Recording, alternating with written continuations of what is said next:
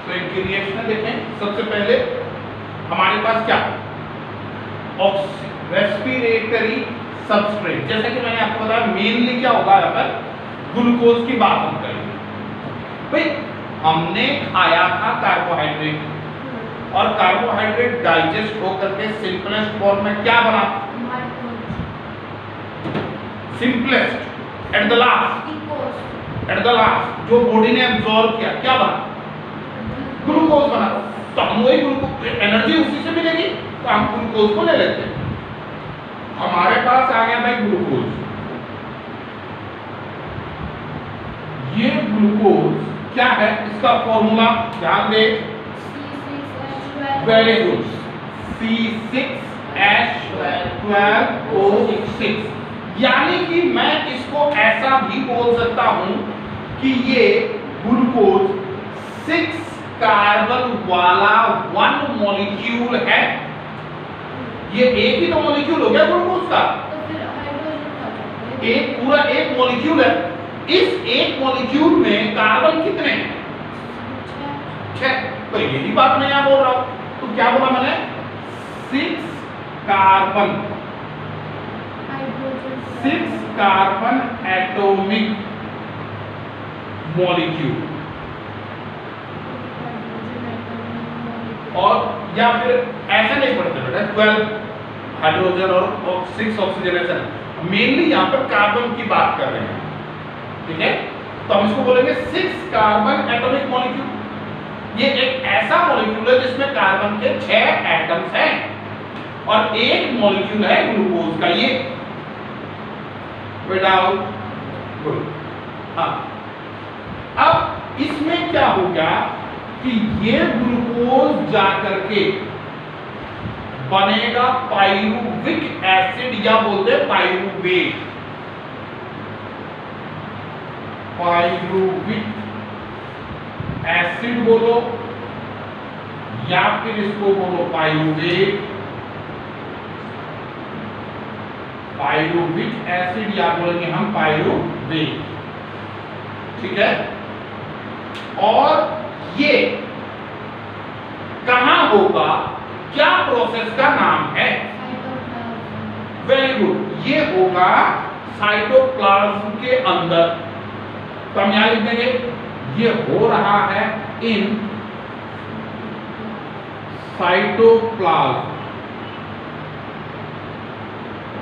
ठीक है।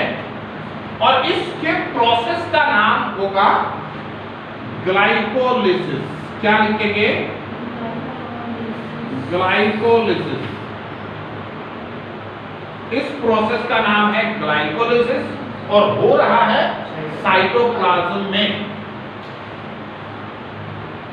Oxygen O2, oxygen is not required, oxygen की जरूरत नहीं है इसे। यानी कि ऑक्सीजन हो या ना हो, यहां से यहां होने में कोई फर्क नहीं पड़ता। ऑक्सीजन हो चाहे ना हो, ये तो होगा ही होगा। यानी कि एक glucose 2 pyruvic acid, 2 molecule pyruvate के बनाएगा। तो मैं यहां पे 2 लिख लूं,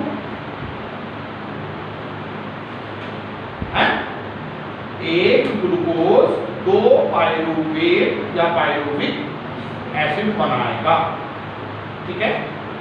इसका फॉर्मूला, मॉलिक्यूलर फॉर्मूला आप लिख सकते हैं पाइरुविक एसिड का, C3H2O3, या O3,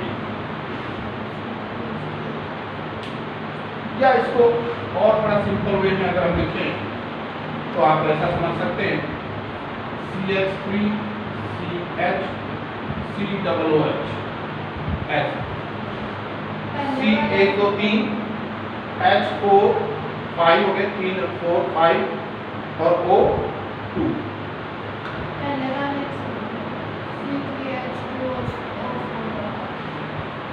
या फिर इसको ऐसा लिख लो, CH3 आपके बुक में मिल जाएगा कई जगह पर ऐसा भी लिखा हुआ, या फिर आप इसको सिंपल मॉलिक्यूलर फॉर्म में लिख सकते हैं, 1 2 3 C हो गए, C3 H 3 और 1 4 O 1 2 और 1 3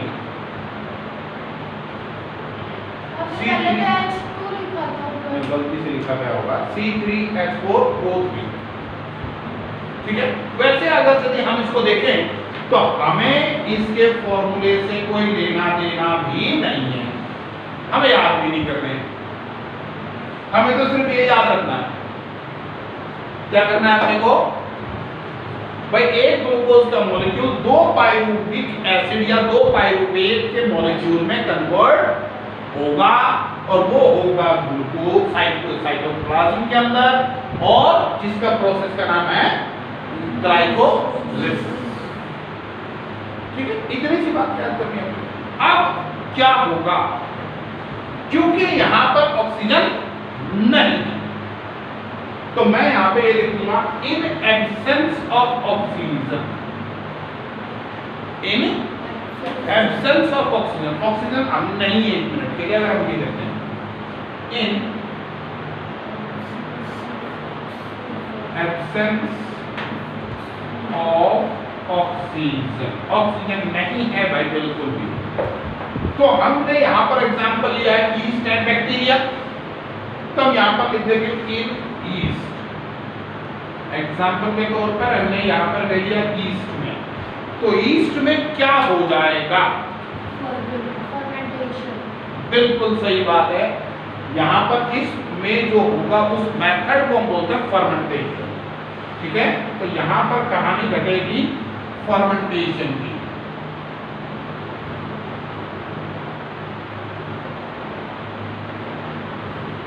क्लियर, और इस ईस्ट के फर्मेंट हो जाने के बाद, फर्मेंटेशन होने के बाद क्या बनेगा,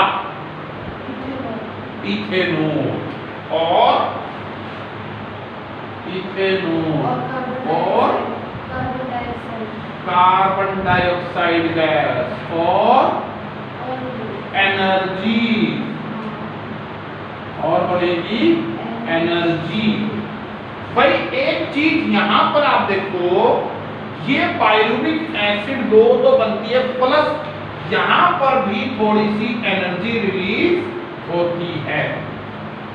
अगर आप अपनी बुक में चेक करेंगे तो यहां पर भी एनर्जी लिखा हुआ है। नेक्स्ट पेज पे देखें, ऐसे 3 तीर निकाल रखे इकट्ठे, उसमें देखें तीनों रिएक्शन इकट्ठी लिखी हुई है, तो उसमें आप देख सकते हो पाइरुविक एसिड या पाइरुवेट के साथ साथ क्या लिखा है, एनर्जी भी रिलीज होती है यहां पर भी। तो हमने ये एनर्जी की बात अभी नहीं करनी है, ठीक है। तो ये पाइरुविक एसिड अकेला, ये एनर्जी अलग हो गई, और ये अकेली पाइरुविक एसिड जाकर के ईस्ट में फर्मेंट हो जाती है, और फर्मेंट होने के बाद इथेनॉल, कार्बन डाइऑक्साइड और एनर्जी रिलीज होती है। इस इथेनॉल का फॉर्मूला होता है C2H5OH, C2H5OH, ये है आपके इथेनॉल का फॉर्मूला, ठीक है। मॉलिक्यूलर फॉर्मूला जिसको बोल सकते हैं, या chemical, not molecular, chemical formula. Energy जो यहाँ पर रिलीज हुई है, ये एनर्जी बहुत कम है, एनर्जी बहुत कम है, क्योंकि ऑक्सीजन तो नहीं है। और एनर्जी कितनी बनेगी यहाँ पर, ओनली 2 ATP, सिर्फ 2 ATP मॉलिक्यूल आपको एनर्जी रिलीज होकर के मिल रही है। अब एक नया टर्म यहां पर आ गया, फर्मेंटेशन, है ना। और एब्सेंस वाली की भी हम यहां पर रिएक्शन देख लें। एब्सेंस में भी क्या होगा, फिर कहानी वही है, ग्लूकोज, ध्यान दें, glucose 6 carbon atomic molecule, glycolysis process होगा, साइटोप्लाज्म के अंदर ही होगा, पाइरुविक एसिड प्लस एनर्जी बनेगी। यहां तक सेम यहां से यहां तक सेम होगा। अब होगी चेंज, यहां पे कुछ चेंज आ गए। क्या चेंज आ गया यहां से? अगर ऑक्सीजन तो है लेकिन कम है, ऑक्सीजन तो है लेकिन कम, तो हम यहां पर लिख देंगे लैक ऑफ ऑक्सीजन। यहां पर हम लिख देंगे भाई ऑक्सीजन तो है लेकिन कम है, तो लैक ऑफ ऑक्सीजन। कब होगी ऑक्सीजन कम? होगी कब कम? ऑक्सीजन कब कम है? जैसे क्या हो गया कि आप बड़े आराम से मस्ती में चल रहे हो और आपके पीछे इतना बड़ा कुत्ता भौ भौ करके आ रहा है दौड़ता हुआ, क्या करोगे? क्योंकि इतना बड़ा पत्थर मारेंगे वो आपसे भागेगा भी नहीं, तो आपको भागना पड़ेगा। और वो लगा हुआ आपके पीछे है, कहां से? वो तो गेट से पीछा लगा, आप वहां पे हो और वो भगा रहा है आपको, भगाते भगाते पुल तक ले गया और पुल के बाद आप पुल पे चढ़ गए, उसके बाद वो भी उतर गया, साइड होकर चला गया अपने घर। उस समय जब आप भाग रहे थे हैं, पुल के पास तक पहुंच रहे थे, तब आपकी हालत कैसी थी? आप बड़े आराम से दौड़ रहे थे, मुंह बंद था, नाक से सांस लेके चल रहे थे, मुंह खुल गया आपका। शुरू में तो मुंह बंद करके भाग रहे थे, लेकिन धीरे धीरे क्या हो गया? आपका मुंह भी खुल गया। क्यों? हाँ, आपकी बॉडी को एनर्जी चाहिए, इंस्टेंट एनर्जी उस समय चाहिए होती है और वो आपकी बॉडी को मिल नहीं रही। आपके पैरों को उतनी एनर्जी चाहिए कि वो कुत्ते से आप बच जाओ, आपको भागना है, एनर्जी कहाँ है उस समय? इंस्टेंट एनर्जी नहीं मिल रही, तो उसके लिए क्या करेगी बॉडी? ऑक्सीजन की डिमांड कर रही है, और ऑक्सीजन दो, और ऑक्सीजन दो। नाक से पूरा हो नहीं रहा, मुंह खुल गया, ले लो भाई ऑक्सीजन, मुंह से भी ले लो। लंग्स फटाफट ऑक्सीजन ले रहे हैं, ब्लड में डाल रहे हैं ऑक्सीजन, ले लो ऑक्सीजन ले लो। लेकिन क्या हुआ? उतनी स्पीड से नहीं, तो आप ऐसे हो जाता है बिल्कुल कुत्ते की तरह ही हाँफने लगते हो थोड़ी देर में, तो यानी कि और जल्दी जल्दी आप ऑक्सीजन ले लो। लेकिन उससे भी पूरा नहीं हुआ, तो क्या हुआ? ऑक्सीजन की बॉडी को जरूरत जितनी थी उतनी मिली क्या? नहीं। क्या हुआ? Lack of oxygen. तो हम यहाँ पे ये बोल सकते हैं, एग्जाम्पल हम दूसरा भी दे सकते हैं, ड्यूरिंग विगरस एक्सरसाइज, जब बहुत ज्यादा हम एक्सरसाइज करते हैं, जब हम बहुत तेजी से दौड़ते हैं, है ना, ऐसी सिचुएशन में हमारी बॉडी में ऑक्सीजन की यह कमी हो जाती है।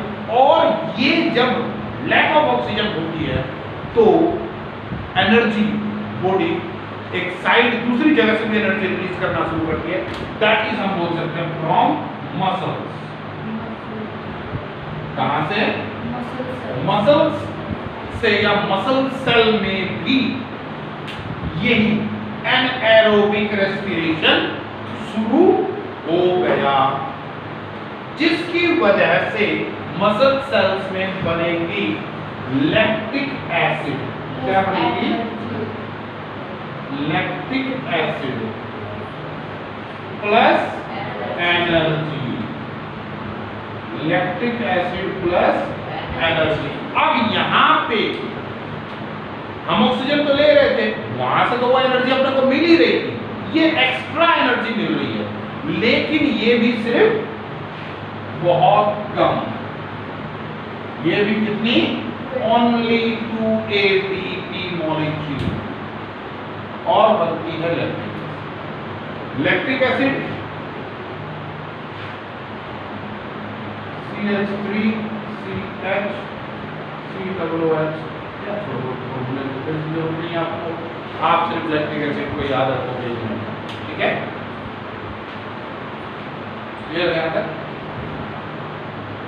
ये कहानी कहां हो रही है? लैक ऑफ ऑक्सीजन वाली मसल्स, है ना? कहां हो रही है? अब वही सिचुएशन फिर से याद करो, आप रोहतक गेट से भाग रहे थे और कहां तक गए थे? पुल तक गए थे, है नहीं? और पुल के बाद कुत्ते ने आपको छोड़ दिया और बड़े आराम से फिर आप घर पे आगे, चलो पहुंच गए घर सुरक्षित, आगे अच्छी बात है। जब आप घर सुरक्षित पहुंच गए तो शाम को, चलो ठीक है हो गया, अब क्या शाम को आपकी बॉडी में कुछ चेंजेस महसूस कर रहे हो आप? क्या क्या होगा? थकावट से और क्या होता है? थकावट, दर्द, कहाँ दर्द? पैरों में। पैरों में कहाँ पर? जहां पर ज्यादा मसल्स हैं, यानी कि आपकी थाइज वाले पार्ट में है होगा। जब आप बैठोगे तो बैठने में तकलीफ, उठोगे तो बैठ चुके हो तो फिर उठते समय फिर पेन होगा, फिर बैठते समय फिर से पेन हो रहा है। मसल्स में ही हो रहा है या और कहीं भी हो रहा है? आपकी फिंगर्स में पेन हो रही है? नहीं होती है, होती है? नहीं होती। ईयर हेड में पेन होता है? नहीं होता।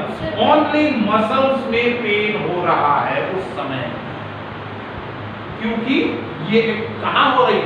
एनारोबिक रेस्पिरेशन, इसीलिए सिर्फ मसल्स में हो रहा है। तो मसल्स में होने का कारण क्या है भाई? कारण है ये लैक्टिक एसिड के बनने के कारण ही पेन हुआ मसल्स में। और उस समय अगर आपने थोड़ा ध्यान दिया होगा, गौर किया होगा इस चीज पे, तो वो मसल्स वहां से हार्ड हो जाती है, जकड़ जाती है ना? तो इस जकड़न को ही कहते हैं मसल्स में क्रैम्पिंग आ जाना। तो cramping of muscles, cramping of muscles, या फिर हम बोलेंगे muscle cramp,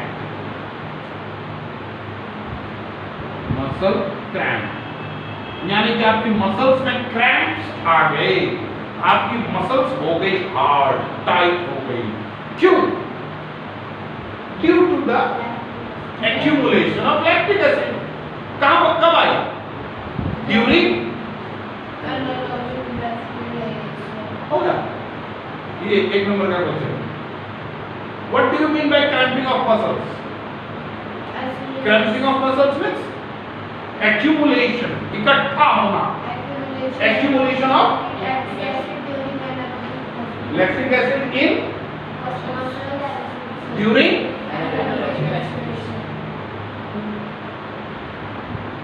due to which the muscle pains. Simple, clear definition. What is cramping of muscles? लिख सकते हैं हम, तो अब यहाँ पे लिख देते हैं। It is the pain in muscles due to the accumulation of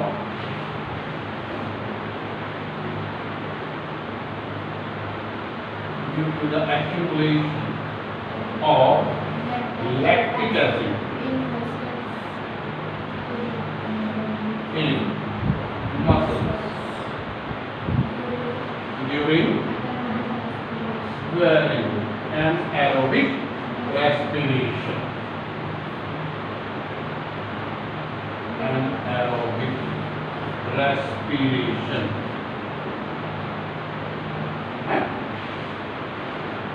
ठीक है?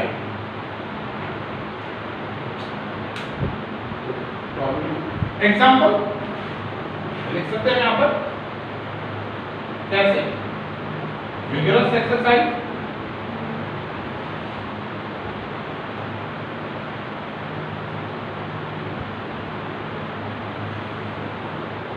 विगरस एक्सरसाइज और रनिंग, है ना? और fast running.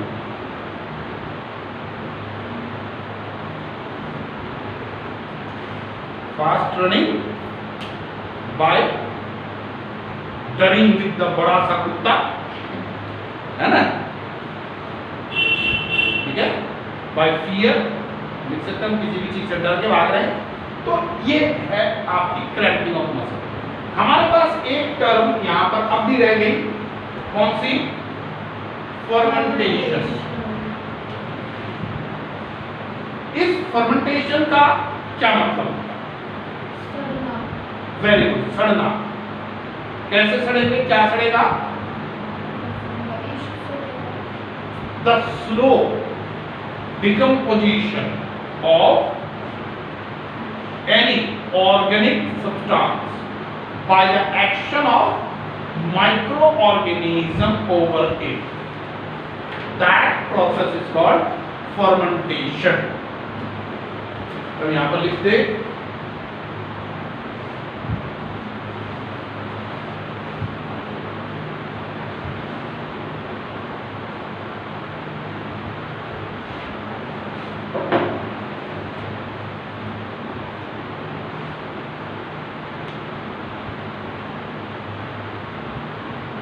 fermentation, the slow decomposition of organic matter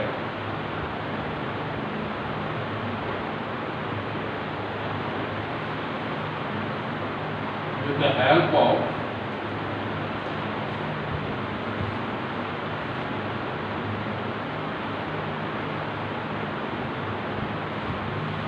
anaerobic microorganisms,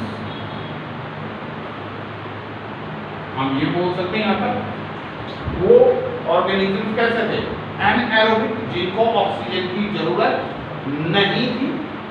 उन ऑर्गेनिजम्स के कारण सड़ रहा है। क्या सड़ रहा है?